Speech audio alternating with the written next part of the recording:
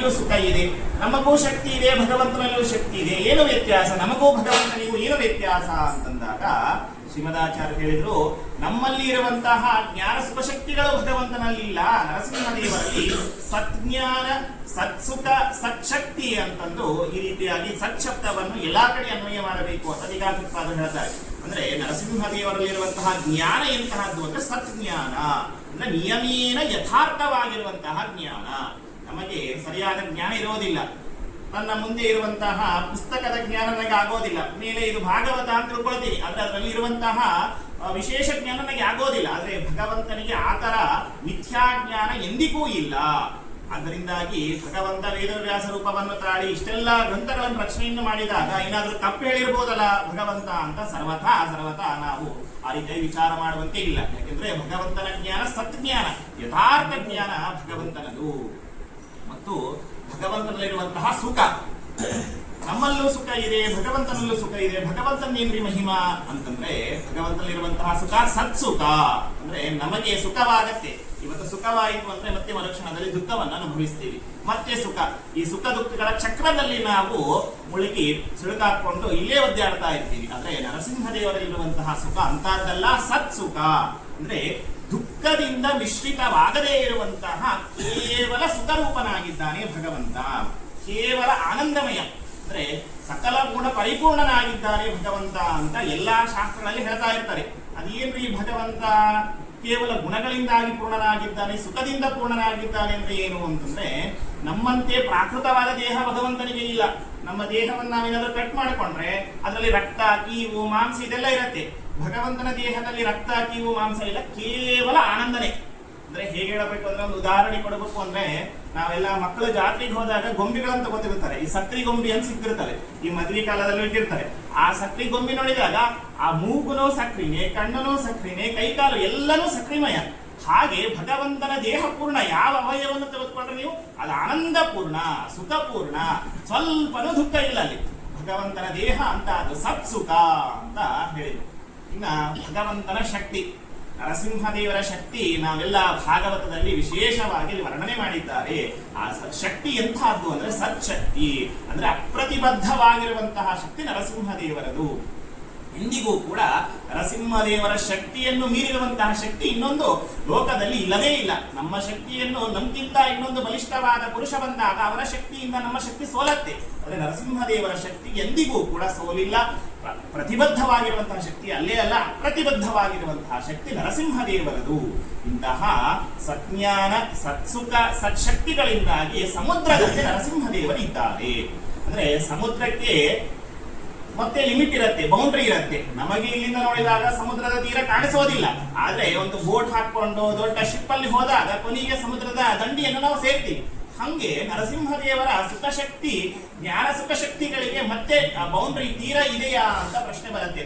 ಅಂದ್ರೆ ಶ್ರೀಮದಾಚಾರ್ಯರು ಏನ್ ಹೇಳ್ತಾ ಇದ್ದಾರೆ ಅಂತಂದ್ರೆ, ನಾವು ನೋಡಿರುವಂತಹ ಅತಿ ದೊಡ್ಡದಾಗಿರುವಂತಹ ಅದು ಯಾವುದಂದ್ರೆ ಸಮುದ್ರ. ಅದನ್ನು ಬಿಟ್ಟು ಬೇರೆ ಉದಾಹರಣೆ ಕೊಟ್ಟು ನಮ್ಗೆ ಅರ್ಥ ಆಗೋದಿಲ್ಲ ಅನ್ನೋ ಒಂದು ಕಾರಣದಿಂದಾಗಿ ಪಯೋನಿಧಿ ಸಮುದ್ರದಂತೆ ನರಸಿಂಹದೇವರ ಜ್ಞಾನ ಸುಖಶಕ್ತಿಗಳಿವೆ ಅಂತ ಹೇಳಿದ್ರು. ಆದ್ರೂ ಶ್ರೀಮದಾಚಾರ್ಯರಿಗೆ ತೃಪ್ತಿ ಆಗ್ಲಿಲ್ಲ. ನರಸಿಂಹದೇವರನ್ನು ಸಮುದ್ರಕ್ಕೂ ಹೋಲಿಸ್ಲಿಕ್ಕೆ ಸಾಧ್ಯ ಇಲ್ಲ. ಆದ್ದರಿಂದ ಹೇಳಿದ್ರು ಅಮಿತ ಸಜ್ಞಾನ ಸುಖಶಕ್ತಿ ಪಯೋನಿಧಿ ಅಂತ ಹೇಳಿದ್ರು. ಅಂದ್ರೆ ಮಿತಿ ಇಲ್ಲ, ನರಸಿಂಹದೇವರಲ್ಲಿರುವಂತಹ ಜ್ಞಾನಕ್ಕೂ ಮಿತಿ ಇಲ್ಲ, ಸುಖಕ್ಕೂ ಮಿತಿ ಇಲ್ಲ, ಮತ್ತು ಶಕ್ತಿಗೂ ಮಿತಿ ಇಲ್ಲ. ಅದರಿಂದಾಗಿ ಅಮಿತವಾದ, ಅಂದ್ರೆ ಅದಕ್ಕೆ ಬೌಂಡ್ರಿ ಲಿಮಿಟೇ ಇಲ್ಲ, ಅಂದ್ರೆ ಇನ್ಫಿನಿಟಿ, ಲಿಮಿಟ್ ಇಲ್ಲದೆ ಇರುವಂತಹ ಜ್ಞಾನ ಸುಖ ಶಕ್ತಿಗಳಿಂದಾಗಿ ಸಮುದ್ರದಂತೆ ನರಸಿಂಹದೇವರಿದ್ದಾರೆ. ಇಂತಹ ನರಸಿಂಹದೇವರು ಜಗತಿ ಉತ್ಕೃಷ್ಟರಾಗಿ ಇದ್ದಾರೆ. ಭಕ್ತರನ್ನು ರಕ್ಷಣೆ ಮಾಡುವುದಕ್ಕಾಗಿ, ಭಕ್ತರಿಗೆ ಬಂದಿರುವಂತಹ ಕಷ್ಟಗಳನ್ನು ಪರಿಹಾರವನ್ನು ಮಾಡುವುದರಲ್ಲಿ ಸಮರ್ಥರಾಗಿ ನರಸಿಂಹದೇವರು ನಿಂತಿದ್ದಾರೆ ಎಂದು ಶ್ರೀಮದಾಚಾರ್ಯರು ಈ ಸ್ತೋತ್ರವನ್ನು ಮಾಡ್ತಾ ಇದ್ದಾರೆ. ಇಲ್ಲಿ ಈ ಎರಡು ವಿಶೇಷಗಳನ್ನು ಕೊಟ್ಟರು. ಅಂದ್ರೆ ನರಸಿಂಹದೇವರು ನಮ್ಮ ಅಜ್ಞಾನವನ್ನು ಕಳೀತಾರೆ ಮತ್ತು ಅವರು ಜ್ಞಾನ ಸುಖಶಕ್ತಿಗಳಿಂದಾಗಿ ಸಮುದ್ರದಂತೆ ನರಸಿಂಹದೇವರಿದ್ದಾರೆ ಅಂತ ಈ ಒಂದು ವಿಶೇಷಣಗಳಿಂದಾಗಿ ನರಸಿಂಹದೇವರಲ್ಲಿ ಕೊಂಡಾಡಿದ್ದಾರೆ. ನಮಗೆ ಪ್ರಶ್ನೆ ಬರುತ್ತೆ, ಯಾಕೆ ನರಸಿಂಹದೇವರನ್ನು ಹೀಗೇನೆ ಕೊಂಡಾಡಿದ್ದಾರೆ? ಇನ್ನ ಅನೇಕ ವಿಶೇಷಣಗಳಿವೆ. ನರಸಿಂಹದೇವರು ಸಕಲ ಗುಣ ಪರಿಪೂರ್ಣರಾಗಿದ್ದಾರೆ ಅಂತ ಹೇಳಬಹುದಾಗಿತ್ತು, ಸಕಲ ದೋಷ ದೂರನಾಗಿದ್ದಾನೆ, ಜಗಜ್ಜನ್ಮಾದಿ ಕರ್ತೃ ಆಗಿದ್ದಾನೆ ನರಸಿಂಹದೇವರು ಅಂತ ಹೇಳಬಹುದಾಗಿತ್ತು. ಆದ್ರೆ ಎಲ್ಲವನ್ನು ಬಿಟ್ಟು ಈ ಎರಡು ವಿಶೇಷಣಗಳಿಂದಾಗಿ ನರಸಿಂಹದೇವರನ್ನು ಯಾಕೆ ಸ್ತೋತ್ರ ಮಾಡಿದ್ದಾರೆ ಅಂತ ಪ್ರಶ್ನೆ ಬರುತ್ತೆ. ಈಗ ಎಲ್ಲ ಶ್ರೀಮದಾಚಾರ್ಯರ ವಾಕ್ಯದಲ್ಲಿ ಇಷ್ಟೆಲ್ಲ ಆಂತರ್ಯ ಇದೆ ಅನ್ನುವುದನ್ನು ತಿಳಿದಿರುವಂತಹವರು ಟೀಕಾಕೃತ್ಪಾದರು ಮಾತ್ರ. ಆ ಟೀಕಾಕೃತ್ಪಾದರು ಹೇಳ್ತಾರೆ, ಯಾಕೆ ನರಸಿಂಹದೇವರನ್ನು ಈ ಒಂದು ವಿಶೇಷಣಗಳಿಂದಾಗಿ ಸ್ತೋತ್ರವನ್ನು ಮಾಡಿದ್ದಾರೆ ಅಂತಂದ್ರೆ, ನಮಗೆ ಸಿಗಬೇಕಾಗಿರುವಂತಹ ಪುರುಷಾರ್ಥ ಯಾವುದಂದ್ರೆ ಮೋಕ್ಷ. ಎಲ್ಲರಿಗೂ ಬೇಕಾದದ್ದು ಮೋಕ್ಷ. ಯಾರಿಗೂ ದುಃಖ ಪಡಬೇಕು, ನಾವು ನರಕಕ್ಕೆ ಹೋಗ್ಬೇಕು ಅಂತ ಯಾರಿಗೂ ಇರೋದಿಲ್ಲ. ಎಲ್ಲರಿಗೂ ಬೇಕಾಗಿರುವಂತಹದ್ದು ಮೋಕ್ಷ. ಆ ಮೋಕ್ಷ ಅಂದ್ರೆ ಏನು ಅಂತಂದ್ರೆ, ನಮ್ಮ ಸಿದ್ಧಾಂತದಲ್ಲಿ ಮೋಕ್ಷವನ್ನು ನಿರೂಪಣೆ ಮಾಡುವಂತಹ ಸಂದರ್ಭದಲ್ಲಿ ಹೇಳ್ತಾರೆ, ದುಃಖ ನಿವೃತ್ತಿ ಮತ್ತು ಸುಖ ಪ್ರಾಪ್ತಿ, ಈ ಎರಡು ಮೋಕ್ಷ ಅಂತ ಹೇಳಿದ್ದಾರೆ. ಮೋಕ್ಷ ದ್ವಿದಳಾತ್ಮಕವಾಗಿದೆ ಅಂತ ಹೇಳ್ತಾರೆ. ಎರಡು ದಳಗಳಿವೆ. ಕೇವಲ ಅಲ್ಲಿ ದುಃಖ ಅಷ್ಟೇ ನಿವೃತ್ತಿ ಆಗತ್ತೆ, ಸುಖ ಆಗೋದಿಲ್ಲ ಅಂತಿಲ್ಲ. ಸುಖ ಆಗತ್ತೆ, ದುಃಖ ನಿವೃತ್ತಿ ಆಗೋದಿಲ್ಲ ಅಂತಲೂ ಇಲ್ಲ. ದುಃಖ ನಿವೃತ್ತಿಯೂ ಆಗತ್ತೆ, ಸ್ವರೂಪಾನಂದದ ಆವಿರ್ಭಾವನೂ ಆಗತ್ತೆ. ಅದು ಮೋಕ್ಷ ಅಂತ ಹೇಳಿದ್ದಾರೆ. ಆದ್ದರಿಂದಾಗಿ ನಮಗೆ ಇಂತಹ ಮೋಕ್ಷ ದೊರೆಯಬೇಕು ಅಂತಂದ್ರೆ ಭಗವಂತನಲ್ಲಿ ಅಷ್ಟು ಶಕ್ತಿ ಇದೆ, ಇಂತಹ ಮೋಕ್ಷವನ್ನು ಕೊಡುವಂತಹ ಶಕ್ತಿ ಇದೆ ಅಂತ ಭಗವಂತನನ್ನು ಕೊಂಡಾಡಿದಾಗ ಮಾತ್ರ ನಮಗೆ ಮೋಕ್ಷ ಸಿಗತ್ತೆ. ಯಾಕಂದ್ರೆ ತನ್ನ ಯಥಾಯಥ ಉಪಾಸತೆ ತದೇವ ಭವತಿ ಅಂತ ಶ್ರುತಿ ವಾಕ್ಯ ಇದೆ. ಭಗವಂತನನ್ನು ನಾವು ಹೇಗೆ ಉಪಾಸನೆ ಮಾಡ್ತೀವೋ ಭಗವಂತ ನಮಗೆ ಹಾಗೆ ಅನುಗ್ರಹ ಮಾಡ್ತಾನೆ.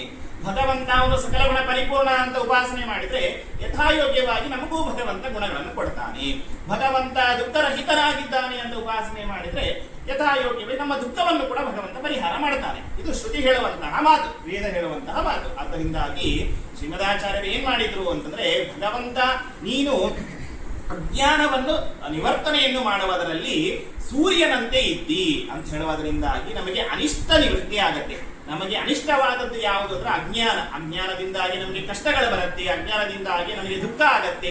ಆದ್ದರಿಂದಾಗಿ ಅಂತಹ ಅನಿಷ್ಟವನ್ನು ನೀನು ನಿವರ್ತನೆ ಮಾಡ್ತೀ ಅಂತಂದು ಭಗವಂತನನ್ನು ಸ್ತೋತ್ರ ಮಾಡುವುದರಿಂದಾಗಿ ನಮಗೆ ದುಃಖ ನಿವೃತ್ತಿ ಆಗತ್ತೆ. ಇನ್ನೊಂದು ಮೋಕ್ಷದಲ್ಲಿ ಉಳಿದಿರುವಂತಹದ್ದು ಯಾವುದು? ಸುಖ ಪ್ರಾಪ್ತಿ. ಸುಖ ಪ್ರಾಪ್ತಿ ಆಗ್ಬೇಕು. ಸುಖ ಪ್ರಾಪ್ತಿ ಆಗ್ಬೇಕು ಅಂದ್ರೆ ಭಗವಂತ ನೀನು ಸತ್ಜ್ಞಾನ, ಸತ್ಸುಖ, ಸತ್ಶಕ್ತಿಗಳಿಂದಾಗಿ ಸಮುದ್ರದಂತೆ ನೀನು ಇದ್ದಿ ಅಂತ ಸ್ತೋತ್ರವನ್ನು ಮಾಡಿದಾಗ ನಮಗೆ ಸುಖ ಪ್ರಾಪ್ತಿನೂ ಆಗತ್ತೆ.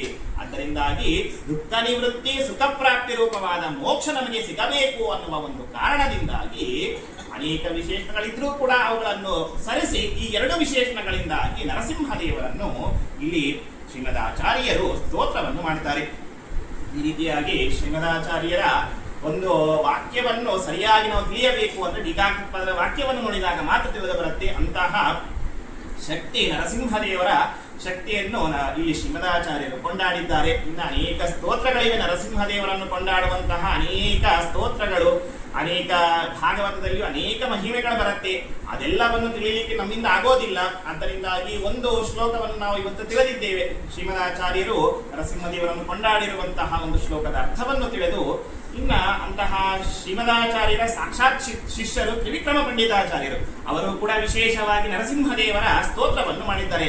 ನರಸಿಂಹಸ್ತುತಿ ಅಂತಂದು ಆ ಸ್ತೋತ್ರವನ್ನು ಮಾಡಿದ್ದಾರೆ. ಅದರಲ್ಲಿಯೂ ಕೂಡ ವಿಶೇಷ ಅನೇಕ ಮಹಿಮೆಗಳನ್ನು ಹೇಳಿದ್ದಾರೆ. ಸುಮಾರಾಗಿ 22 ಶ್ಲೋಕಗಳಿವೆ ಅಲ್ಲಿ. ಮೊದಲಿಗೆ ಉದಯ ರವಿ ಸಹಸ್ರ ಅಂತ ಶುರುವಾಗತ್ತೆ. ಅದು ಮೊದಲಿಗೂ ಪಾರಾಯಣ ಮಾಡ್ತಾರೆ. ಸ್ತೋತ್ರ ಮುಗಿಯುವಂತಹ ಸಂದರ್ಭದಲ್ಲಿಯೂ ಆ ಶ್ಲೋಕವನ್ನು ಪಾರಾಯಣ ಮಾಡ್ತಾರೆ. ಆ 2 ಶ್ಲೋಕಗಳನ್ನು ತೆಗೆದ್ರೆ 21 ಶ್ಲೋಕಗಳಲ್ಲಿವೆ. ಆ 21 ಶ್ಲೋಕಗಳಲ್ಲಿ ಸುಮಾರಾಗಿ ಮೊಟ್ಟ ಮೊದಲಿಗೆ ಆ 2ನೇ ಶ್ಲೋಕದಿಂದ ಹಿಡಿದುಕೊಂಡು 14 ಶ್ಲೋಕದವರೆಗೆ ನರಸಿಂಹದೇವರ ಅಪಾದ ಮೌಲಿ ಪರ್ಯಂತ ಸ್ತೋತ್ರವನ್ನು ಮಾಡಿದ್ದಾರೆ. ನರಸಿಂಹದೇವರ ಉಗುರು, ಪಾದದ ಉಗುರು ಹೇಗಿರುತ್ತೆ ಅಂತ ಅಲ್ಲಿಂದ ಪ್ರಾರಂಭವನ್ನು ಮಾಡಿ ಶಿರಸ್ಸಿನವರೆಗೆ ಎಲ್ಲ ಅವಯವಗಳನ್ನು, ಒಂದೊಂದು ಅಂಗಗಳನ್ನು ಕೂಡ ಅಲ್ಲಿ ತ್ರಿವಿಕ್ರಮ ಪಂಡಿತಾಚಾರ್ಯರು ಸ್ತೋತ್ರ ಮಾಡ್ತಾರೆ. ಅನಂತರ ನರಸಿಂಹದೇವರ ಕೈಯಲ್ಲಿರುವಂತಹ ಆಯುಧಗಳ ಸ್ತೋತ್ರ, ನರಸಿಂಹದೇವರ ಅವಯವಗಳ ಸ್ತೋತ್ರ ಮತ್ತು ಆವರಣಗಳನ್ನು ಸ್ತೋತ್ರ ಮಾಡಿ ಅನಂತರ ನರಸಿಂಹದೇವರ ಪ್ರಾರ್ಥನೆಯನ್ನು ಅಲ್ಲಿ ತ್ರಿವಿಕ್ರಮ ಪಂಡಿತಾಚಾರ್ಯರು ವಿಶೇಷವಾಗಿ ಮಾಡಿದ್ದಾರೆ.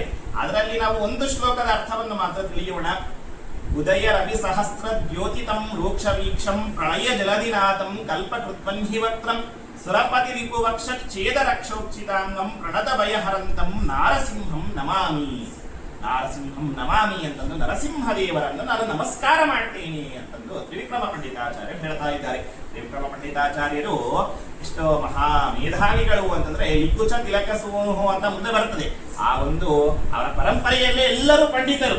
ಆ ತ್ರಿವಿಕ್ರಮ ಪಂಡಿತಾಚಾರ್ಯರ ತಂದೆ, ತ್ರಿವಿಕ್ರಮ ಪಂಡಿತಾಚಾರ್ಯರ ಮಗ ಎಲ್ಲರೂ ಕೂಡ ವಿದ್ವಾಂಸರೇ, ಶ್ರೀಮದಾಚಾರ್ಯರ ಶಿಷ್ಯರೇ. ಆದ್ದರಿಂದಾಗಿ ಅಂತಹ ತ್ರಿವಿಕ್ರಮ ಪಂಡಿತಾಚಾರ್ಯರು ಹೇಳ್ತಾ ಇದ್ದಾರೆ, ನಾರಸಿಂಹಂ ನಮಾಮಿ, ನರಸಿಂಹದೇವರನ್ನು ನಾನು ನಮಸ್ಕಾರ ಮಾಡ್ತೇನೆ. ನರಸಿಂಹದೇವರು ಹೇಗಿದ್ದಾರೆ ಅಂತಂದ್ರೆ ಉದಯ ರವಿ ಸಹಸ್ರ ದ್ಯೋತಿತಂ. ನರಸಿಂಹದೇವರು ಉದಯಿಸುವಂತಹ ಸೂರ್ಯನಂತೆ ಇದ್ದಾರೆ. ಉದಯಿಸುವಂತಹ ಸೂರ್ಯ ಕೆಂಪು ಬಣ್ಣದಲ್ಲಿರ್ತಾನೆ, ಹಾಗೆ ನರಸಿಂಹದೇವರು ಉದಯಿಸುವಂತಹ ಸೂರ್ಯನಂತೆ ಇದ್ದಾರೆ. ಒಬ್ಬ ಸೂರ್ಯನ ಇಬ್ಬರು ಸೂರ್ಯರ ಅಂತಂದ್ರೆ ಹೇಳಿದ್ರು ಉದಯ ರವಿ ಸಹಸ್ರ, 1000 ಸೂರ್ಯರು ಒಮ್ಮೆಲೆ ಉದಯಿಸಿದ್ರೆ ಹೇಗೆ ಎಷ್ಟು ಪ್ರಕಾಶ ಇರುತ್ತೋ ನರಸಿಂಹದೇವರು ಅಷ್ಟು ಪ್ರಕಾಶದಿಂದಾಗಿ ಕೂಡಿದ್ದಾರೆ. ಸಹಸ್ರ ಅನ್ನೋದು ಮತ್ತೆ 1000 ಅಂತನೂ ಅಲ್ಲ, ಸಹಸ್ರ ಶಬ್ದಕ್ಕೆ ಅನಂತ ಅಂತ ಅರ್ಥ. ಯಾಕೆ ಅಂದ್ರೆ ನಾವು ಕೇಳಿದೀವಲ್ಲ, ಸಹಸ್ರ ಶೀರ್ಷ ಪುರುಷಃ ಸಹಸ್ರಾಕ್ಷ ಸಹಸ್ರಪಾತ್ ಅಂತಂದು ವೇದ ಹೇಳುತ್ತೆ. ಭಗವಂತನಿಗೆ 1000 ತಲೆಗಳು, ಸಹಸ್ರ ಶೀರ್ಷ ಪುರುಷ ಸಹಸ್ರಾಕ್ಷ, 1000 ಕಣ್ಣುಗಳು. ಅಂದ್ರೆ 1000 ತಲೆ ಇದ್ರೆ 1000 ಕಣ್ಣಿರ್ತಾವ? 2000 ಕಣ್ಣಿರ್ತಾವ. ಆದ್ದರಿಂದಾಗಿ ಸಹಸ್ರ ಶಬ್ದಕ್ಕೆ 1000 ಅಂತ ಅರ್ಥ ಮಾಡಬಾರದಲ್ಲಿ, ಏನಂದ್ರೆ ಅನಂತ ಅಂತ ಅರ್ಥ ಮಾಡಬೇಕು. ಹಂಗೆ ಇಲ್ಲಿಯೂ ಕೂಡ ಉದಯ ರವಿ ಸಹಸ್ರ ಅಂದ್ರೆ ಅನಂತ ಸೂರ್ಯರು ಏಕಕಾಲದಲ್ಲಿ ಅವರು ಉದಯಿಸಿದ್ರೆ ಎಷ್ಟು ಪ್ರಕಾಶ ಇರುತ್ತೋ ಅದನ್ನು ಮೀರಿರುವಂತಹ ಪ್ರಕಾಶ ಆ ನರಸಿಂಹದೇವರಲ್ಲಿ ಇದೆ. ಉದಯ ರವಿ ಸಹಸ್ರ ದ್ಯೋತಿತಂ ಮತ್ತು ರೂಕ್ಷ ವೀಕ್ಷಂ, ನರಸಿಂಹದೇವರ ಕಣ್ಣುಗಳು. ಆ ನರಸಿಂಹದೇವರ ಒಂದು ನೋಟ ಹೇಗಿದೆ ಅಂತಂದ್ರೆ ಕೆಂಪು ಕಣ್ಣುಗಳಿಂದಾಗಿ ಉಗ್ರ ರೂಪದಿಂದಾಗಿ ಆ ಹಿರಣ್ಯಕಶಿಪುವನ್ನು ನರಸಿಂಹದೇವರು ನೋಡ್ತಾ ಇದ್ದಾರೆ. ಆ ಒಂದು ನೋಟದಿಂದ ಹಿರಣ್ಯಕಶಿಪು ಭಸ್ಮ ಆಗೋಗ್ಬೇಕು. ಆದ್ರೆ ಆ ಹಿರಣ್ಯಕಶಿಪುವನ್ನು ಕೊಲ್ಲಬೇಕು ಅಂತಂದ್ರೆ ಅವನು ವರವನ್ನು ಕೇಳಿದ್ದ, ಅದರಿಂದ ಆ ರೀತಿಯಾಗಿ ಕೊಲ್ಲಬೇಕು ಅಂತ ನರಸಿಂಹದೇವರು ಅಷ್ಟು ತಡ ಮಾಡಿದ್ರೆ ಹೊರತು ನರಸಿಂಹದೇವರ ನೋಟದಿಂದಾಗಿ ಅವನು ಬೂದಿ ಭಸ್ಮ ಆಗಿಬಿಡ್ಬೇಕು. ಅಂತಹ ಕಣ್ಣು ನರಸಿಂಹದೇವರದು. ರೂಕ್ಷ ವೀಕ್ಷಂ ಪ್ರಳಯ ಜಲದಿ ನಾದಂ, ನರಸಿಂಹದೇವರು ಈ ಸಿಂಹ ಬರ್ತಾ ಇರುವಾಗ ನಾವು ಕಾಡಲ್ಲಿ ಅರಣ್ಯದಲ್ಲಿ ನೋಡ್ತಾ ಇರ್ತೇವೆ, ಒಂದು ಧ್ವನಿ ಮಾಡ್ತಾ ಬರ್ತಾ ಇರುತ್ತೆ. ದೂರದಲ್ಲಿರುವಾಗಲೇ ಅದರ ಧ್ವನಿ ಗೊತ್ತಾಗತ್ತೆ. ಅಂತಹದ್ದು ನರಸಿಂಹದೇವರು ಒಂದು ಸಿಂಹ ರೂಪವನ್ನು ನರರೂಪವನ್ನು ತೆಗೆದುಕೊಂಡು ಬರ್ತಾ ಇದ್ದಾರೆ. ಅವ್ರ ಧ್ವನಿ ಹೇಗಿದೆ ಅಂತಂದ್ರೆ ಅದಕ್ಕೆ ಹೇಳಿದ್ರು ಪ್ರಳಯ ಜಲಧಿ ನಾದಂ. ಜಲಧಿ ಅಂದ್ರೆ ಸಮುದ್ರ, ಸಮುದ್ರದಲ್ಲಿ ಒಂದು ಧ್ವನಿ ಬರ್ತಾ ಇರತ್ತೆ. ನಾವು ಸಾಮಾನ್ಯವಾಗಿ ಸ್ಕೂಬಾ ಡೈವಿಂಗ್ ಅಂತ ಹೋಗಿರ್ತೀವಿ, ಸಮುದ್ರದಲ್ಲಿ ನೋಡಿ ಎಲ್ಲ ಪ್ರಾಣಿಗಳನ್ನು ನೋಡ್ಲಿಕ್ಕೆ ಹೋದಾಗ ಒಂದು ಧ್ವನಿ ಬರ್ತಾ ಇರತ್ತೆ, ಒಂದು ಭಯಂಕರ ಧ್ವನಿ, ಅದರಿಂದ ನಾವು ಅಂಜಿಕೊಂಡು ಬಿಡ್ತೀವಿ. ಅಂತಹದ್ದು ಸಮುದ್ರದ ಧ್ವನಿನೇ ಆಗಿರುತ್ತೆ. ಅಂತಹದ್ದು ಪ್ರಳಯ ಜಲಧಿ ಅಂದ್ರೆ ಪ್ರಳಯ ಕಾಲದಲ್ಲಿ ಸಮುದ್ರದ ಧ್ವನಿ ಹೇಗಿರುತ್ತೆ, ಎಲ್ಲ ಈ ಒಂದು ಸುನಾಮಿ ಬಂದಾಗ ಒಂದು ಅಲೆಗಳ ಸದ್ದು ಅದು ಬಹಳ ಭಯಂಕರವಾದದ್ದು. ಅಂತಹ ಪ್ರಳಯ ಜಲಧಿ ನಾದಂ, ಅಂತಹ ಒಂದು ಸಮುದ್ರದ ಧ್ವನಿಯನ್ನು ನರಸಿಂಹದೇವರು ಮಾಡ್ತಾ ಇದ್ದಾರೆ. ಭಯಂಕರವಾದ ಧ್ವನಿ.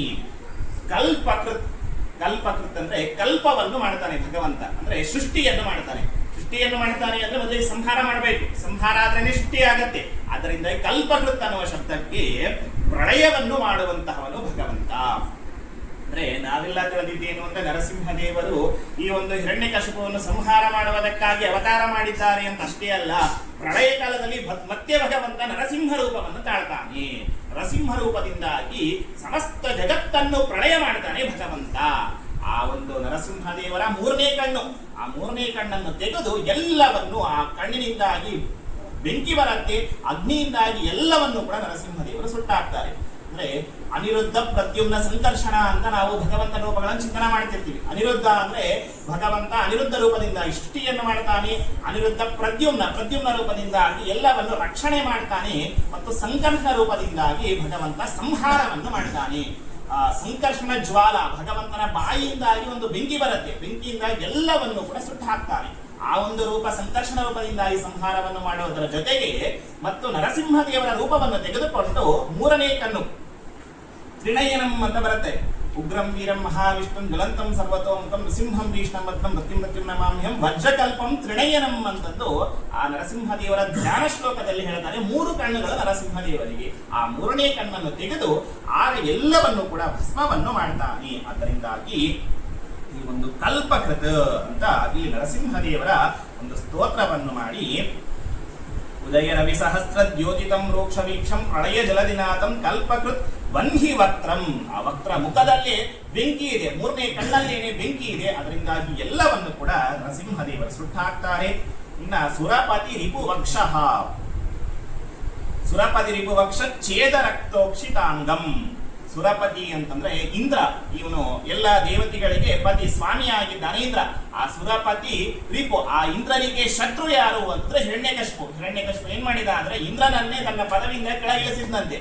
ಅಂತಹ ಹಿರಣ್ಯಕಶಿಪು ಅವನ ವಕ್ಷಸ್ಥಳವನ್ನು ಛೇದವನ್ನು ಮಾಡಿದ. ನರಸಿಂಹದೇವರು ಆ ಸುರಪತಿ ರಿಪು ವಕ್ಷ ಛೇದ ರಕ್ತೋಕ್ಷಿತಾಂಗಂ, ಆ ವಕ್ಷಸ್ಥಳವನ್ನು ಭೇದಿಸಿದಾಗ ಅಲ್ಲಿ ರಕ್ತ ಬಂತು. ಆ ರಕ್ತ ಎಲ್ಲ ನರಸಿಂಹದೇವರ ಅಂಗದ ಮೇಲೆ ಸಿಡಿತು. ಆ ಪೂರ್ಣ ತನ್ನ ದೇಹ ಆ ಹಿರಣ್ಯಕಶಿಪುವಿನ ರಕ್ತದಿಂದಾಗಿ ಅಲಂಕೃತವಾಗಿ ಬಿಟ್ಟಿದೆ. ನಾವೆಲ್ಲ ಅಲಂಕಾರ ಮಾಡ್ಕೊಳ್ಬೇಕು ಅಂದ್ರೆ ನಾವೆಲ್ಲ ಪೌಡರ್ ಹಚ್ಕೊಳ್ತೀವಿ, ಏನೋ ಮಾಡ್ತೀವಿ. ನರಸಿಂಹದೇವರ ಅಲಂಕಾರ ಯಾವುದು ಅಂದ್ರೆ ಹಿರಣ್ಯಕಶಿಪುವಿನ ರಕ್ತ. ಆ ರಕ್ತ ಎಲ್ಲವೂ ಕೂಡ ಮೈ ಮೇಲೆ ಬಿದ್ದು ಬಿಟ್ಟಿದೆ. ಸುರಪತಿ ರಿಪುವಕ್ಷ ಛೇದ ರಕ್ತೋಕ್ಷಿತಾಂಗಂ, ಅಂಗ ಆ ನರಸಿಂಹದೇವರ ಎಲ್ಲ ಅಂಗಗಳು ಕೂಡ ಹಿರಣ್ಯಕಶಿಪುವಿನ ರಕ್ತದಿಂದಾಗಿ ಅಲಂಕೃತವಾಗಿ ಬಿಟ್ಟಿವೆ. ಈಗೆಲ್ಲ ನಾವು ಸಿನಿಮಾಗಳಲ್ಲಿ ನೋಡ್ತಿರ್ತೀವಿ, ಆ ಹೀರೋ ಅಥವಾ ವಿಲನ್ ಅವನೆಲ್ಲ ರಕ್ತದಿಂದಾಗಿ ತುಂಬಿ ಬಿಟ್ಟಿರ್ತಾನೆ.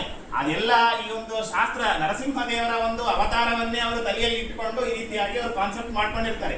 ಹಾಗೆ ಪೂರ್ಣ ದೇಹವೆಲ್ಲವೂ ಕೂಡ ನರಸಿಂಹದೇವರ ರಕ್ತದಿಂದ, ಆ ಹಿರಣ್ಯಕಶಿಪುವಿನ ರಕ್ತದಿಂದಾಗಿ ನರಸಿಂಹದೇವರ ಎಲ್ಲ ಶರೀರವೂ ಕೂಡ ಅಲಂಕೃತವಾಗಿ ಬಿಟ್ಟಿದೆ. ಇಂತಹ ನರಸಿಂಹದೇವರು ಪ್ರಣತ ಭಯಹರಂ,